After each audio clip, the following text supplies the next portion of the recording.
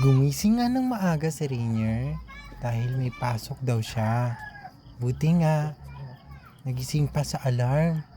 Kasi kakatamad bumangon sa umaga lalo na't ang lamig kanina. Ngayon, bibihis na ako at magsusuot na ako ng jacket. Dahil nilalamig nga si Rainier, ayun, napa-jacket. So ayun, ngayon, magsasapatos muna tayo. Malamang bawal kasi pumasok sa store pag walang sapatos. So nagmamadali na tayo dyan kasi anong oras na rin. Dito nga sa labas, makikita mo ang Metro Manila. Morning At ang dilim pa mismo ng labas. para tayo Dilim puno.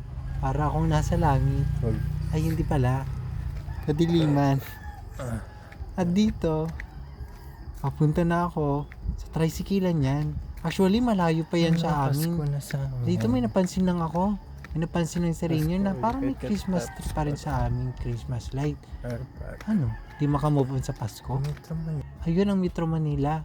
At ayun na nga, nagmamadali na si self niyan.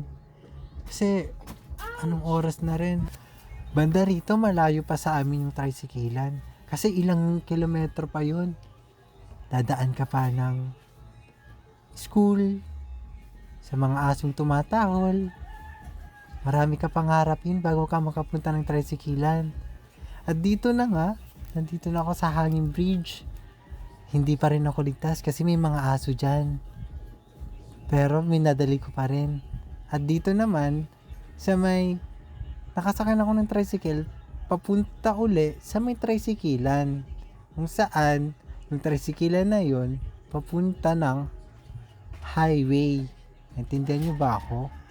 Sana naintindihan nila ako. At dito na nga, napabili pa ako ng ng pagkain. Spaghetti nga pala ang binili ko. Kasi, hindi ako kumain bago umalis. Kaya naisipan ko kumain. Baka makumatos tayo. At ayun na nga, ang tagal ni nanay magbalot. Dito nga, naabutan pa ako ng stoplight, Pashnea. At ayun na nga, nakalagpas na ako ng stoplight, pero anong oras na yan? Nasa na ata yan, 5:50. Ilang minuto, dapat 6, nasa store na ako. At dito malapit na ako sa store namin.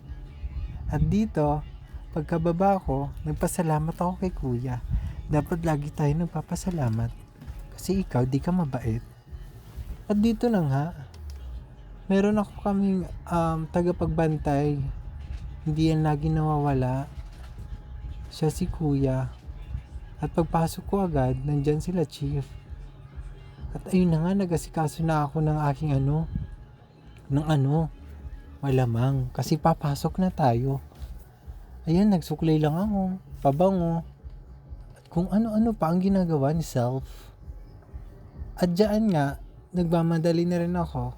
Kasi, magbibilang pa ako ng pera. Ano nga ba yung pera? In English, money. So, ayun na nga. Bilisan mo na self. Ang tagal mo naman. Naghihintay ng kapalitan mo. Dami pang eme. At dito nga, inaasikaso ko na yung gamit ko kasi kailangan namin ilagay sa isang lagayan. Which is, ang nakalagay doon, mga gamit namin. Bawal namin kasi dalhin yung cellphone namin or yung wallet namin doon sa counter. Pero dahil pasaway ako, dinala ko yung cellphone ko at kumain ako. DM lang. Diyan, ang ginamit yung cellphone, yung store phone. Pwede naman yun eh. Kaya dahil sa gutom na ako at hindi ko mapigilan kumain ng plastic, charis. At dito nga, buti na lang ay wala pang customer kaya nakakain ng maayos si self customer. At dito nga nagpanggap si self, nagsipag-sipagan para makita ni ma'am, charis. Eme lang ma'am. Di totoo, makalat talaga dyan kasi may mga dumi-dumi sa ilalim. Kaya nilinisan ni self. Malamang kasi morning, baka bumisita yung mga AM, ganun. So dito nga, pauwi na ako, ang bilis no. Kasi kinat ko lang to malamang. At dito nga, nagmamap na si self At habang nagmamap, dahil multitasking tayo, nag-facing na rin.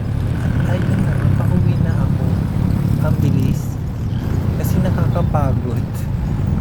Dahil dyan, ang init-init pa kanina. Hindi ko kaya. Galing ako sa lamig. At lalabas ng mainit ang Ardinesao. At dito na nga, napabili pa ako ng ice cream. Dahil sa init. Magkano daw yan? 22 lang. Ayan, goodbye.